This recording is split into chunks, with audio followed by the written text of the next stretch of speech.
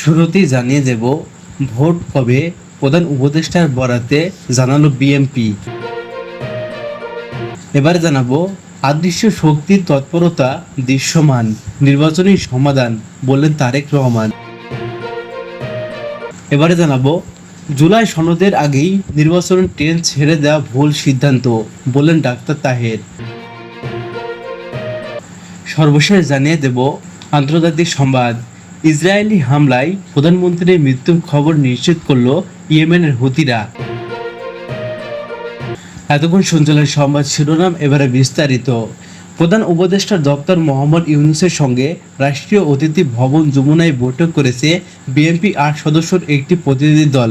রোববার ৩১শে আগস্ট সন্ধ্যা ৭:৩০ পর প্রতিনিধি দলটির যমুনায় পৌঁছায়। প্রতিনিধি দলের নেতৃত্ব দিয়েছেন বিএনপির মহাসচিব মির্জা ফখরুল ইসলাম আলমগীর। বৈঠক থেকে বের হয়ে বিএনপি মহাসচিব সাংবাদিকদের জানান, প্রধান উপদেষ্টা আশ্বস্ত করেছেন সাপ্তাহিক ত্রয়োদশ জাতীয় সংসদ নির্বাচন অনুষ্ঠিত হবে।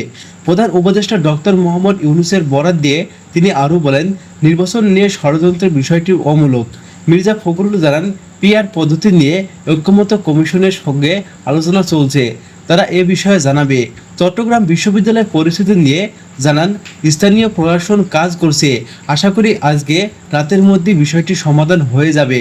প্রতিনিধি দলে মির্জা ফখরুল ইসলাম আলমগীর ছাড়া অন্যদের মধ্যে ছিলেন দলটির স্থায়ী কমিটির সদস্য ডক্টর খন্দকার মোশাররফ হোসেন, গয়েশ্বর চন্দ্র রায়, ডক্টর আব্দুল মঈন খান, আমির খসরু মাহমুদ, সালাউদ্দিন আহমেদ, ইকবাল হাসান মাহমুদ টুকু, অধ্যাপক ডাক্তার এজেড জাহিদ হোসেন। এবারে জানাবো নির্বাচনের মাধ্যমে জবাবদিহিতা সরকারের গঠন না হলে গণতন্ত্র ঝুঁকিমুক্ত নয় বলে মন্তব্য করেছেন বিএনপির ভারপ্রাপ্ত চেয়ারম্যান তারেক রহমান। তিনি জানান, অশুভ শক্তির তৎপরতা ধীরে ধীরে দৃশ্যমান হচ্ছে। কিছু দল তাদের দলীয় স্বার্থ চরিত্রতা করতে পরিকল্পিত উপায়ে নির্বাচন বাধাগ্রস্ত করতে নানা শর্ত দিচ্ছে। তবে পতিত স্বৈরাচার সুযোগের অপেক্ষায়, তাই সময় থাকতে সতর্ক হওয়ার তাগিদ দেন তিনি। রোববার ৩১শে আগস্ট বিএনপির প্রতিষ্ঠাবার্ষিকী আলোচনা সভায় ভার্চুয়ালি যুক্ত হয়ে তিনি এসব কথা বলেন। বাংলাদেশের নানা উত্থান পতনের মধ্য দিয়েই ৪৭ বছর পর চলা বিএনপির রাজনৈতিক দপ্তর আর সংঘাতের দলটির পথ চলা সহজ হয়নি। ক্ষমতায় থেকে বিরোধী দলে দুই ভূমিকাতেই দলটির মোকাবেলা করতে হয়েছে গুম, খুন, মামলা, হামলার চ্যালেঞ্জ। প্রতিষ্ঠা বার্ষিকী আলোচনায় নেতাদের বক্তব্য এলো সেই প্রসঙ্গেই। তারেক রহমান বলেন, যতবারই দেশের সার্বভৌমত্ব হুমকিতে পড়েছে, বিএনপির নেতৃত্বে আবারও ঘুরে দাঁড়িয়েছে জনগণ। বিএনপির ক্ষমতা উৎস উল্লেখ করে তিনি বলেন, বিএনপি সবচেয়ে বিশ্বস্ত রাজনৈতিক দল, জনগণের অধিকার প্রতিষ্ঠার সুযোগ করে এসেছে, যার প্রধান উপায় নির্বাচন। যতক্ষণ জবাবদিহি সরকার প্রতিষ্ঠা না হবে ততক্ষণ গণতন্ত্র মুক্তি নয়। তিনি বলেন, অদৃশ্য শক্তির কাজ সম্প্রতি দৃশ্যমান হচ্ছে। পতিত স্বৈরাচার মুক্ত বাংলাদেশ যখন নির্বাচনের পথে হাঁটছে, তখনই কিছু দল নানা শর্ত দিয়ে পরিকল্পিত উপায়ে নির্বাচনে বাধা সৃষ্টি করছে। সংস্কার প্রসঙ্গে তিনি বলেন, সংস্কারের গুরুত্ব আছে বলেই ৩১শে দফা ঘোষণার পরেও সরকারকে সহযোগিতা করে আসছে বিএনপি। সংস্কারের প্রয়োজন রয়েছে, তবে জনগণের অধিকারে বাধা সৃষ্টি করে সংস্কার টেকসই হবে না। অন্তর্বর্তীকালীন সরকার যতদিন ক্ষমতায় থাকবে, তাদের দুর্বলতা তত সামনে আসবে বলে মন্তব্য করেন বিএনপি এই শীর্ষ নেতা। বলেন, নূরের উপর হামলার ঘটনা স্পষ্ট, দেশের স্থিতিশীলতা জটিল করে তোলা হচ্ছে।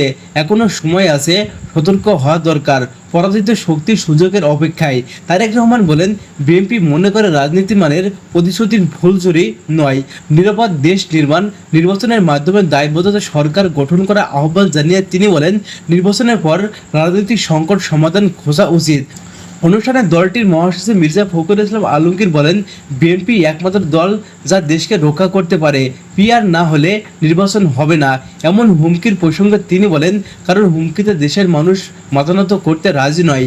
মানুষ নির্বাচনের মাধ্যমে গণতান্ত্রিক সরকার দেখতে চায়। দলের নেতাকর্মীরা ঐক্যবদ্ধভাবে সামনের দিনগুলোতে এগিয়ে নিয়ে নির্বাচনের মাধ্যমে তারেক রহমান প্রধানমন্ত্রী ও বিএনপিকে ক্ষমতা নেওয়ার আহ্বান জানান তিনি। এবারে জানাবো বাংলাদেশ জামায়াত ইসলামী প্রতিনিধি দলের সঙ্গে বৈঠক করেছেন প্রধান উপদেষ্টা ডক্টর মোহাম্মদ ইউনূস। ঘণ্টাব্যাপী ওই বৈঠকে আগামী জাতীয় নির্বাচন সময় বিভিন্ন বিষয় নিয়ে আলোচনা হয়েছে। রোববার 31শে আগস্ট সন্ধ্যায় বৈঠক শেষে রাষ্ট্রীয় অতিথি ভবন যমুনায় সামনে ব্রিফিং করে জামায়াত ইসলামীর নায়েবে আমির ডক্টর সৈয়দ আবদুল্লাহ মোহাম্মদ তাহের। তিনি বলেন, দীর্ঘ 1 ঘন্টা আলোচনা করেছি। দেশের সমসাময়িক পরিস্থিতি, নির্বাচনের প্রস্তুতি, নির্বাচন সুষ্ঠু করতে করণীয় নিয়ে খোলামেলা আলোচনা হয়েছে। তিনি আরও বলেন, প্রধান উপদেষ্টা 3টি বিষয়ে আশ্বস্ত করেছেন: সংস্কার, বিচার ও বিশ্বমানের নির্বাচন আয়োজন। কিন্তু এই বিষয়গুলো আজ প্রশ্নবিদ্ধ। সংস্কার এখনও দৃশ্যমান হয়নি। লন্ডনে গিয়ে নির্বাচনের তারিখ ঠিক করাই নিরপেক্ষতা প্রশ্নবিদ্ধ হয়েছে বলে মন্তব্য করে তিনি বলেন, জুলাই ঘোষণাপত্র সবার সাথে আলোচনা করে দেওয়া হয়নি। একই দিনে জুলাই ঘোষণাপত্র ও নির্বাচনের তারিখ ঘোষণা করায় সন্দেহ সৃষ্টি হয়েছে। তিনি যোগ করেন, জুলাই সনদের পর নির্বাচনের রোডম্যাপ ঘোষণা হবে এমন প্রত্যাশা ছিল। এর আগেই নির্বাচনের ট্রেন ছেড়ে দেওয়া ভুল সিদ্ধান্ত। এদিকে জুলাই সনদ বাস্তবায়নের বিষয়টি একটি দল ছাড়া বাকি দলগুলো এক রয়েছে বলে অভিযোগ করেন তিনি। জামায়াত নায়েবে আমির বলেন, ঐকমত্য কমিশনের 31টি দলের মধ্যে 25টি দল পিআর চেয়েছে। দেশের অধিকাংশ দল যেহেতু পিআর চাই, সুতরাং সে বিষয়টি আমলে নেওয়ার জন্য আমরা দাবি জানিয়েছি। তিনি আরও বলেন, আমাদের অবজ্ঞা করে শুধু একটি দলের কথায় যদি প্রচলিত পদ্ধতি নির্বাচন হয়, তাহলে আমাদের নির্বাচন যাওয়ার কঠিন হয়ে যাবে। সর্বশেষ জানিয়ে দেব আন্তর্জাতিক সংবাদ। দখলদার ইসরায়েলি বাহিনীর বিমান হামলায় হুতি বিদ্রোহী প্রধানমন্ত্রী আহমেদ আল রাহাবি নিহত হয়েছেন বলে নিশ্চিত করেছেন ইয়েমেনের হুতি সরকার। বৃহস্পতিবার ইয়েমেনের রাজধানী সানায় এ বিমান হামলা চালায় ইসরায়েল। এতে আহমেদ আল রাওয়েদ সহ বেশ কয়েকজন মন্ত্রী নিহত হন। শনিবার রাতে এক বিবৃতিতে গোষ্ঠীর এ তথ্য জানিয়েছেন। এর আগে ইসরায়েলি বাহিনী বৃহস্পতিবার জানিয়েছিল, তারা হুতির একটি সামরিক লক্ষ্যবস্তুকে আঘাত হেনেছে। হামলায় বেশ কয়েকজন নিহত হয়েছে। তবে ইয়েমেনের গণমাধ্যম তখনই রাওয়াই মৃত্যুর খবর নিশ্চিত করেননি। পরে হুতির একটি বিবৃতিতে বলা হয়, যুদ্ধ আহমেদ আল রাওহাইউ সহ বেশ কয়েকজন মন্ত্রী ইসরায়েলি হামলায় শহীদ হয়েছেন বলে ঘোষণা করেছে। তারা বিশ্বাসঘাতক ইসরায়েলি অপরাধী শক্তির লক্ষ্যবস্তুকে পরিণত হয়েছিল। বিবৃতিতে আরও বলা হয়, ইসরায়েলি বিমান হামলায় যারা গুরুতর আহত হয়েছেন তাদের বৃহস্পতিবার বিকেলে থেকে চিকিৎসা সেবা দেওয়া হচ্ছে।